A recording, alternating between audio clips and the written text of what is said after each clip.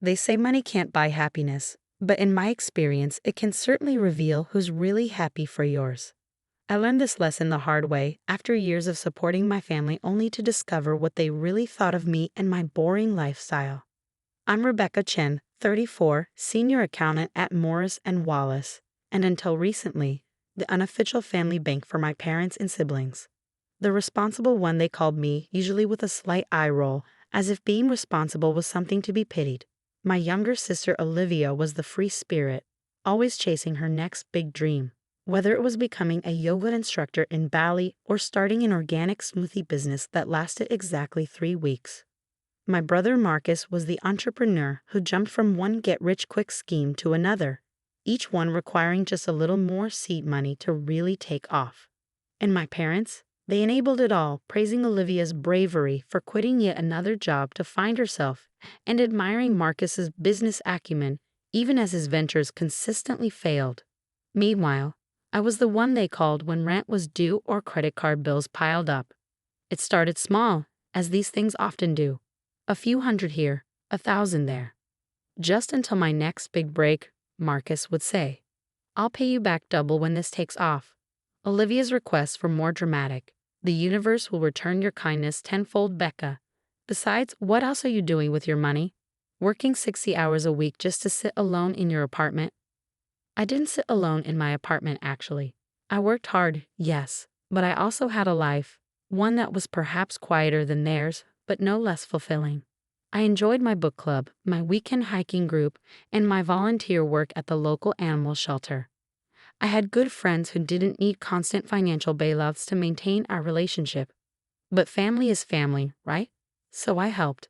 Every month, like clockwork, I transferred money to cover various emergencies. Dad's golf club membership when he complained about losing business connections. Mom's luxury spa weekends because stress is killing me, dear. Olivia's endless spiritual retreats and Marcus's business ventures. The breaking point came at last year's Thanksgiving dinner. I just finished explaining to Marcus why I couldn't invest in his latest scheme, a cryptocurrency platform for pet owners, don't ask, when Olivia started in. "God, Becca, you're so boring," she sighed, picking at her organic, gluten-free stuffing that I had specially ordered for her. "All you do is work and save money. Don't you want to actually live?" Mom nodded sagely. "Darling, you're not getting any younger. Maybe you should take some of that money you're hoarding and do something exciting. Travel. Find yourself." "I'm perfectly happy with who I am," I replied, trying to keep my voice level. "And I'm not hoarding money, I'm being responsible with it." "Responsible?" Marcus snorted. "That's code for scared. Too scared to take risks, to really go after what you want in life." Dad looked up from his phone long enough to add, "He's got a point, kiddo. You could learn something from your siblings about following your dreams."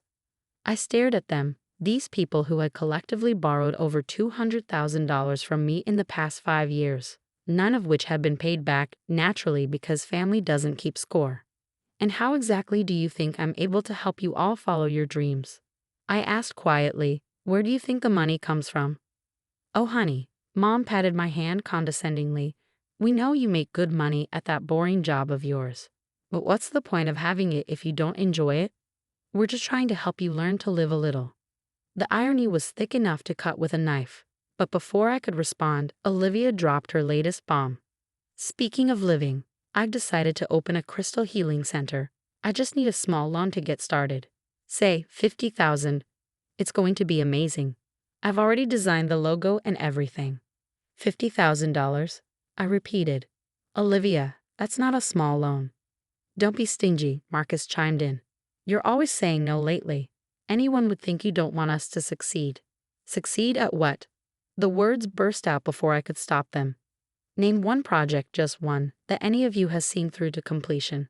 One loan you've paid back." The table fell silent. Mom's face crumpled into her practiced hurt expression. Dad suddenly became very interested in his mashed potatoes. Olivia's eyes welled with tears. "I can't believe you're keeping score," she whispered. "That's so materialistic. It's not about the money," I tried to explain. "It's about respect, about appreciating." "No, it is about money," Marcus interrupted. "You've got plenty of it, but you're too selfish to share. Too caught up in your safe, boring little world to help your family reach for the stars. I stood up, my chair scraping against the floor. I'm done.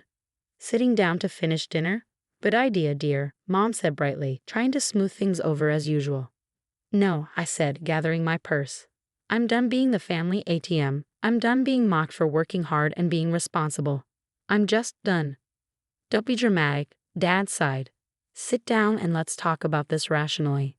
Rational? I laughed. Like how you rationalize spending $500 a month on golf while asking me to pay your property taxes? Or how Olivia rationally believes she can run a crystal healing center with zero business experience.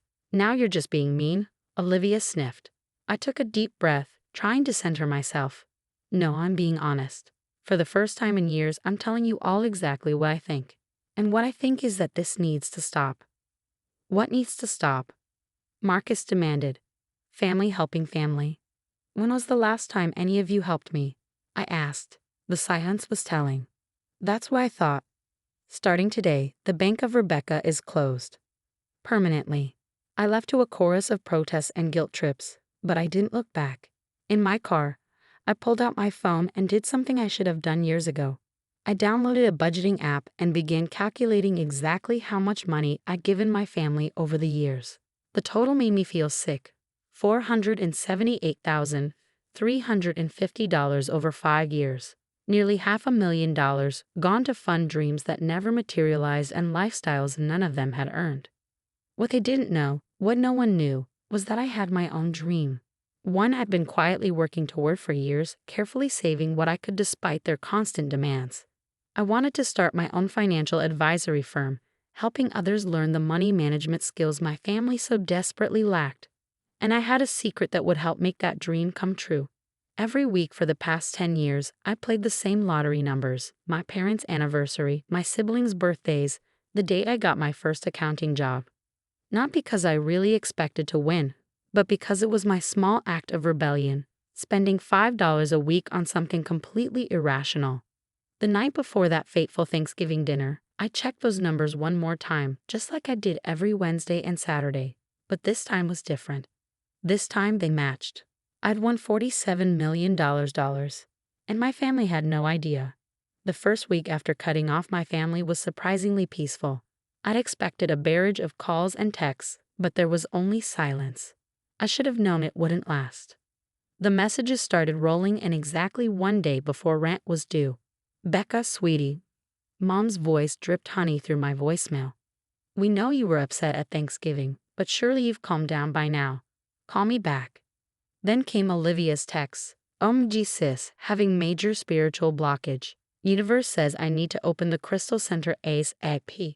When can we discuss financing? Marcus was more direct. Need $2K by tomorrow. Business emergency. Don't be selfish. I ignored them all, focusing instead on my plans.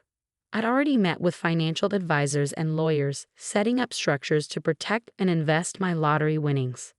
The money was safely deposited, growing through careful investments while I figured out my next steps. My family's next move surprised even me. They showed up at my office en masse, creating such a scene that my colleague Janet had to call security. You can't just abandon your family, Mom wailed as the security guard approached. After everything we've done for you. I kept my voice calm, professional. Please leave before this gets more embarrassing. Embarrassing? Marcus scoffed.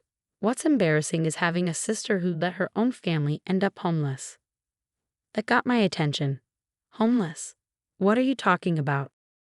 Dad stepped forward, his golf tan somehow making him look more pathetic. We're behind on the mortgage. The bank, they're threatening foreclosure. We needed that money we asked for at Thanksgiving, but you were too busy having your little tantrum. I felt my colleagues watching, whispers spreading through the office. Fine. If they wanted to do this here, we would do this here. Let me get this straight, I said loud enough for everyone to hear. You took out a mortgage you couldn't afford, assuming I would cover it. Without asking me, while criticizing my lifestyle and career choices. And now I'm the bad guy. We're family, Olivia sniffed. Family helps family. Really? Where was that family spirit when I worked through Dad's heart surgery, when I needed help moving? When I was working 60-hour weeks to support everyone's dreams? Security finally arrived to escort them out. As they left, Marcus turned back. "You'll regret this, Becca. When you're old and alone with nothing but your money to keep you company, you'll regret choosing it over family."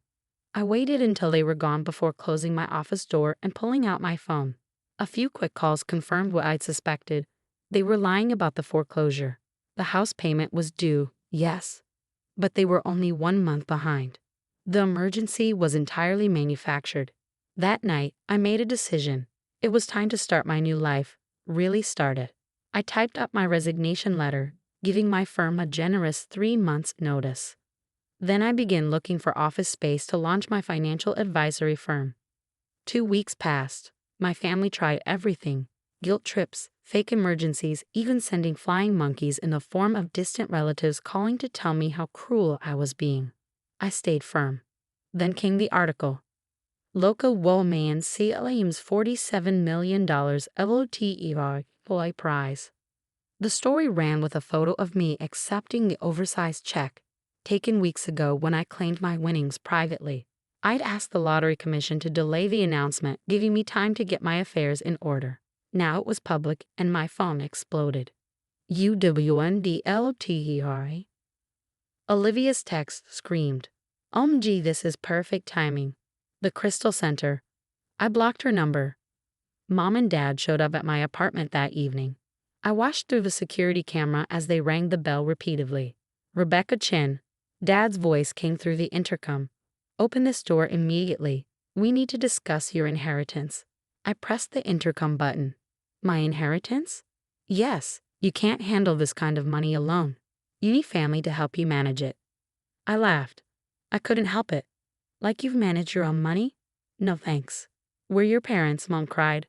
"We have a right." "To what?" "The money I won. The money I earned. Just like you had a right to the $500,000 I've given you over the years." That shut them up. "What do you mean, $500,000? Dad's voice was suddenly sharp. "I have spreadsheets," I replied.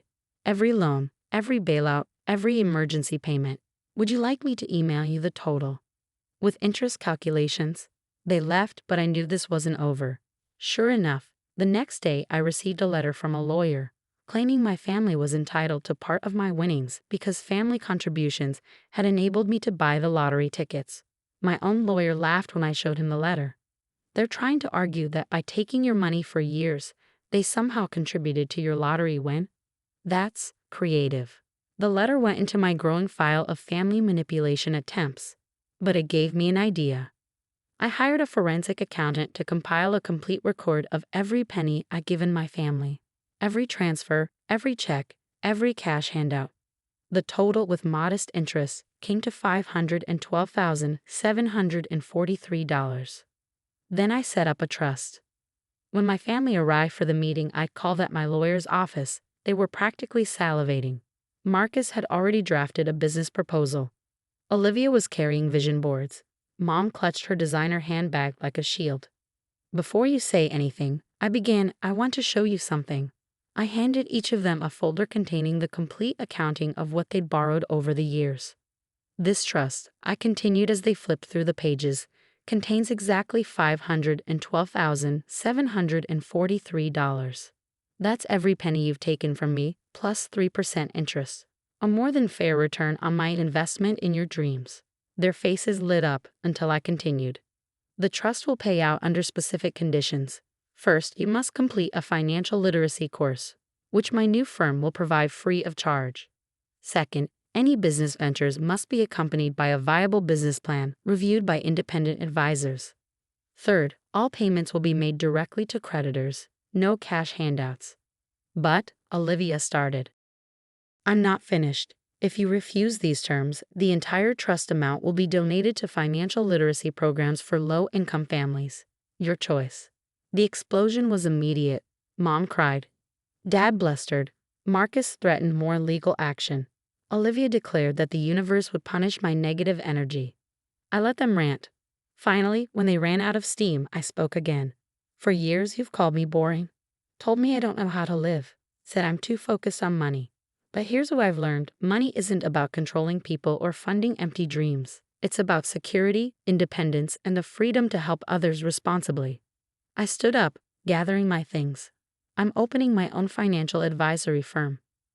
I'll be helping people learn what you never wanted to learn: how to manage money wisely, how to build real security, how to make their dreams sustainable.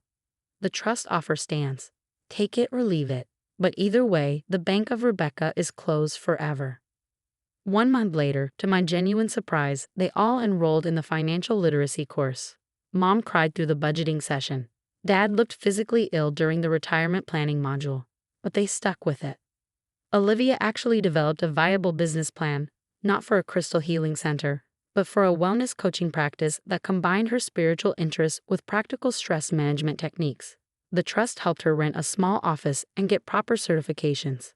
Marcus struggled the most, but eventually found his niche managing social media for small businesses, a job that satisfied his entrepreneurial spirit while providing steady income. Today, my firm is thriving. We specialize in helping families develop healthy financial relationships. Sometimes I share my own story with clients, leaving out the lottery win but keeping the lessons about boundaries and enabling. Mom and Dad finally sold their 2 large house, downsizing to a comfortable condo they can actually afford. They still occasionally hint about sharing the wealth, but the hints are gentler now, more wishful thinking than demand. The lottery money, most of it is invested, funding scholarships and supporting financial literacy programs. I bought myself a modest house with a garden and donated to the animal shelter where I still volunteer. Not very exciting by my family's old standards, but exactly right for me. Last week, Olivia stopped by my office. "You know what, Becca? You were right. Being boring, being responsible, it's actually kind of liberating." I smiled, remembering the free spirit who once mocked my budgeting spreadsheets. "It's not about being boring or exciting," I told her. "It's about being true to yourself and taking care of your own future." "I get that now," she nodded. "And thank you.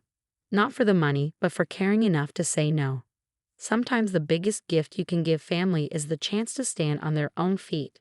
And sometimes the most exciting adventure is learning to love your own path, even if others call it boring. As for me, I'm exactly where I want to be, helping others find their financial freedom, one spreadsheet at a time.